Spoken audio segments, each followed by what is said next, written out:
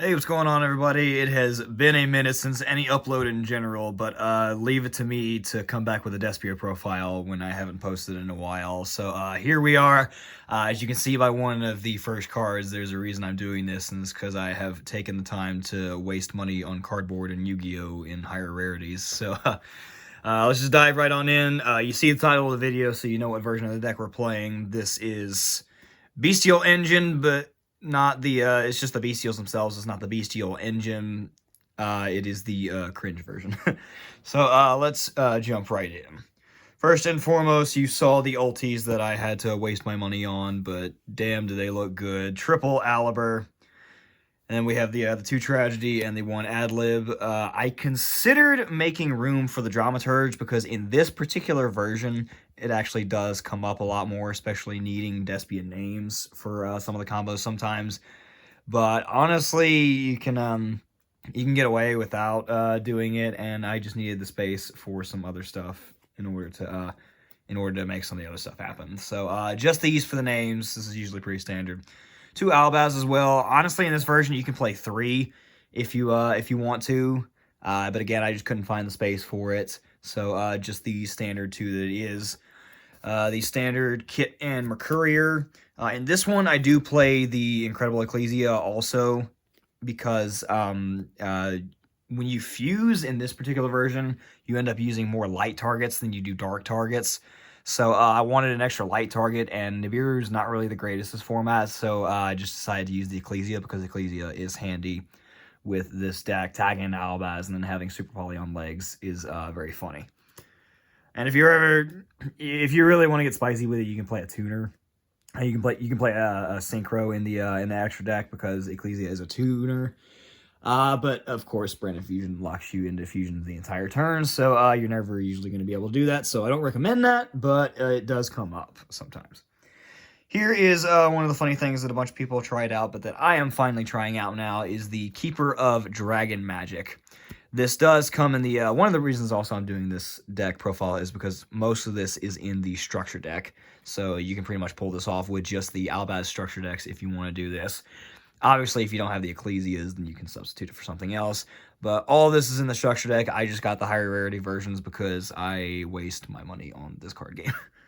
So, triple Keeper of Dragon Magic as another starter and another way to get to Branded Fusion. And I can also set up the, if you haven't seen by the title of the video, we're playing the Ra's Disciple shenanigans because we are cringe. The Keeper of Dragon Magic can actually help to set up the Ra's Disciple lock a lot easier as well. So it's just another starter to help you get into that. If you don't have the Ra's Disciple, if you don't have any copies of this card whatsoever, you can replace it with Artifact Scythe, which comes in the Albaz structure deck as a common. The reason I'm going with Ra's Disciple is because it just prevents them from special summoning in general. I would do the Ido lock because, for example, if you're up against Flunder and you do the Ra's Disciple lock, cool. They never special summon. They just normal summon everything. So you just did nothing and wasted your entire hand for doing that. I would do that, but in order to do this combo more effectively, you have to have a you have to be able to go into Albion. That way you can banish stuff.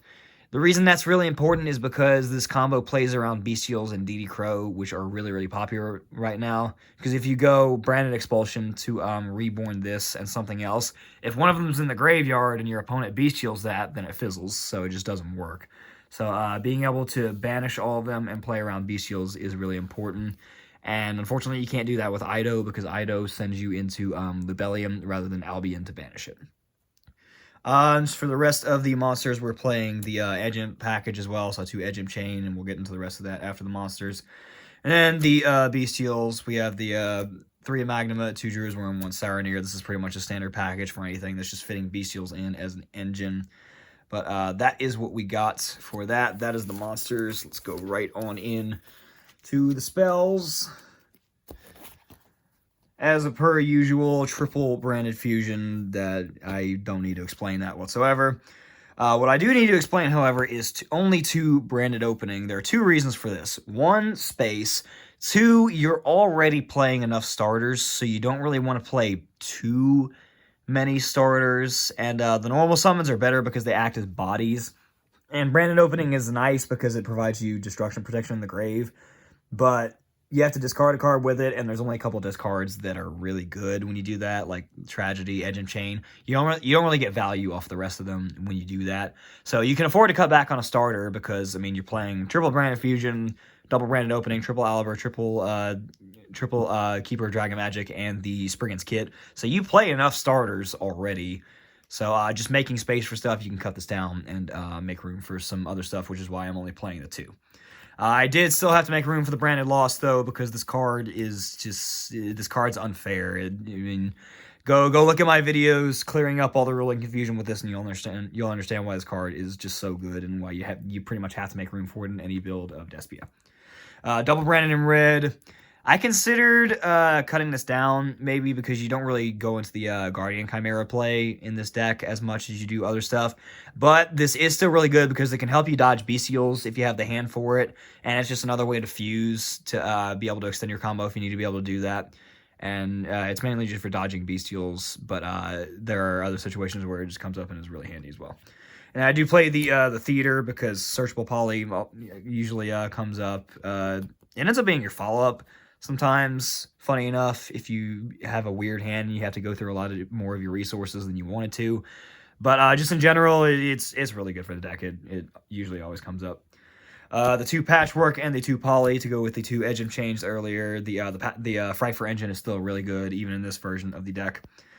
Other cards, I'm playing Triple Super Poly. It's just really good, this format. You play the targets for it. You're a fusion deck. It's a board breaker. It's really, really handy.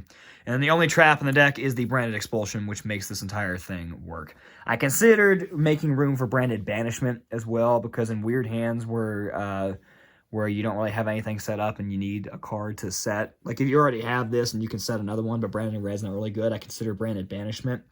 But I mean, there's a lot of times where you can't set that up and the combo, and then if you're just playing against a deck that it doesn't really do anything for, then there's no point anyway. So, I mean, you can side it if you want. You can play it in your own version if you're doing this version of the deck, but I figured Branded Expulsion was I mean, this is the reason the deck, this is why we're doing what we're doing with this deck with the Rouse Disciples, the reason the deck functions. I just didn't see a need for Branded Banishment, especially when I already have Super Poly, so I think that this is fine enough. That is main deck. I can do side deck really briefly. Do this for whatever event you're doing. This is just what I'm playing in this version of the deck, just because you can, and what I think is fine in this format. Triple Shifter, because Shifter is really, really good at this format, especially against the meta. Now, I know what you're thinking. If you're a deck that can play Shifter, why wouldn't you main deck it? And the reason for that is, of course, that usually you want to Rouse Disciple lock your opponent, and you get to that through Albion, and Albion has to be sent to the grave, which you do not go to if Shifter resolves. So you just put this in against matchups that Shifter hurts your opponent more than it does you, because you can play around Shifter pretty easily in this deck. You won't be able to do the Rouse Disciple lock, usually, unless you just hard draw the Branded Expulsion or hard search it. You can still do it, but it's not as consistent with the Shifter, and you won't always be going up against the matchup where it matters. Like if you go up against Rogue, Flunder, or Exosister, and then you have Shifter in the main deck, then that's space that you could have used for other good stuff. And your deck can go toe to toe and grind with all the matchups where Shifter hurts anyway. It's just Shifter's more of a blowout card. So Shifter in the side for when it hurts your opponent more than you. This format is dog shit, so we do still unfortunately need time cards. So 3 Dogwood, since that's the best one that works for decks like this. Triple Droplet for whenever you need to turn off your opponent's board. And you can load up the grave with it. I consider Dark Ruler, but this one's a quick play and it's chainable to other stuff. You can use it in more versatile situations. I considered Evenly Matched, but I went with Lightning Storm just to be able to get rid of the back row. I really considered whether or not to do this or Evenly, because Evenly is better into something like Runic, because Runic always puts up the protection so that they can protect the field spell. But I just settled on Lightning Storm, just because generally it comes up a lot more. It's better against other stun decks, and just personal preference really. And another going first card. In addition, you already do the Raw's Disciple lock, but Summon Limit is just another blowout card that lets you you can set up a normal board and then do this, and it accomplishes pretty much the same thing. So it's just a hard going first card that you don't really care about. That is side deck, and then finally let's go on to extra deck. Most of this is pretty standard, but there are a few changes. You had the 2 standard Mirror Jade. You're pretty much always going to do that in a Despia deck. You usually don't end up making this going first, funny enough, if you have the Raw's Disciple lock, but you do still have them for when you need them because this card is insane. Triple Albion. This has pretty much become a lot more standard. Yeah, I don't need to explain that one. You do. What I do need to explain, however, is only 1 Lubellium. You do this one a lot less, and there's not as much disruption for Lubellium as there was during branded formats, so this is usually going to resolve. You're usually going to be fine. In all the testing I've done, I really haven't missed it. Like cards like Imperm and Veiler aren't as popular as they used to be, and usually you're going into Albion first anyway, so if your opponent has an Imperm or Veiler, they're going to use it on Albion, so you're going to know whether or not they have it right then, and then you can just go from there. So the 1 Lubellion, I think is fine. You can get away with it. You can make space for the second one if you want to, but I just chose to go with the 1, and so far it's been fine. Avalenitas, this is pretty standard. Some people have cut this, but I mean, this comes up especially in this version because you can, with the Keeper of Dragon Magic combo, you can contact fuse Albaz and the Albion away to be able to set the Branded Expulsion. So this one's actually a lot more important in this build. So playing the 1 is, it's usually standard, but it's even more important in this version as well. The Quiritus, standard. Double Masquerade, people have cut back to 1, but a lot of the time you're able to end on 2 in this version whenever you're setting up the lock. And Double Masquerade plus Raw's Disciple lock is just disgusting, because, I mean, even if your opponent has something they can do, they're going to be paying 1,200 every time they want to activate a card or effect, and it's just great. Only 1 Guardian Chimera because, like I said, you use it less in this particular version than you do other cards. But Guardian Chimera is still a really great card. I wanted to have space for 2, but it just didn't come up as much, so the 1 was fine. The Super Poly targets, I do actually play 4 of them because I do play the Starving Venom. I considered cutting the Starving Venom for either a second Lubellion, a second Guardian Chimera, or even playing Wallow because we play the Bestials. But I just decided to go with Starving Venom because you're a fusion deck, and that's going to come up for you a lot more than Wallow will, because you're usually going to be locked into Branded Opening or Branded Fusion. So that's why I decided to go with that. You can change it up if you want to do that in a different version, but that's just why I decided to go with that one. I guess I can do a quick test hand just to show you that with most hands you can do this. You can do this combo pretty much with most hands. It just ends up depending on your it ends up depending on your hand with how you get it, but majority of the time you're going to be able to set up the Raw's Disciple lock. So I'll just give you a quick hand here just to show you that we can do it, and shuffle on cam. That way you know I am not stacking the draws or cheating you whenever I do this. So can you get into the deck, please? All right, what do we get from a test hand? Poly, Bestial, Brandon Red, opening Poly. Awkward, but we can probably make this work. So obviously we are going to have to use the Branded Opening here. Pitch one of the Polys because the Brandon Red is most likely going to come up more so than the other. You, of course, need to get to the Aliber. Aliber gets you to Branded Fusion as soon as I get it. There we are. We're going to Branded Fusion, sending the Raw's Disciple and the Albaz. Where is our boy? There's the Albion. And then Albion is going to fuse off the... You're going to go Albion effect, fusing off the Raw's Disciple Engrave and the Aliber. Yeah, this is actually the perfect scenario that you always want to set up. You want to Albion effect banish these two, because this is the best one for you to do with the this is the best one for you to do to set up the Branded Expulsion targets and resolution. you're going to use those two. You can go into Quietus, but I usually go into Masquerade because that does the burn.